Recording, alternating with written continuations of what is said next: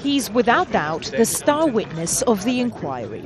Tony Blair, the former British Prime Minister, is expected to take questions for 5.5 hours. The subject, his role in the war in Iraq. So many people wanted to watch, the organisers held a lottery for tickets. A third was guaranteed to relatives of British troops or of civilians killed in Iraq. And it's going to be standing room only.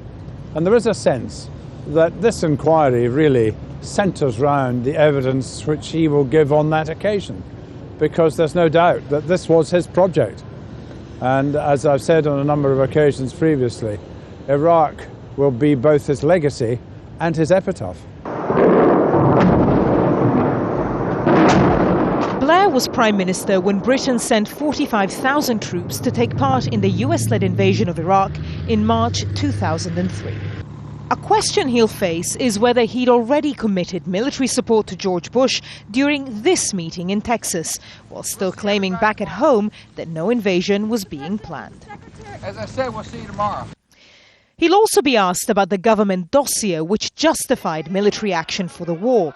It included claims that Saddam Hussein was capable of launching weapons of mass destruction within 45 minutes.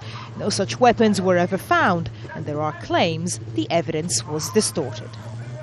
But an unrepentant Blair stated recently that he would have backed the war even if he'd known Saddam had no such weapons. I would still have thought it right to remove him.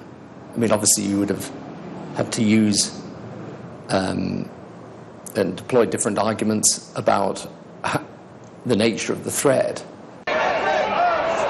Hundreds of thousands took to the streets of London and other major cities throughout the United Kingdom to protest against the war.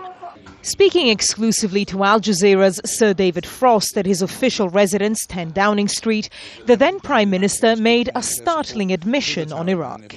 So far it's been, pretty much of a disaster. It has, but you see, what I say to people is, why is it difficult in Iraq? It's not difficult because of some accident in planning.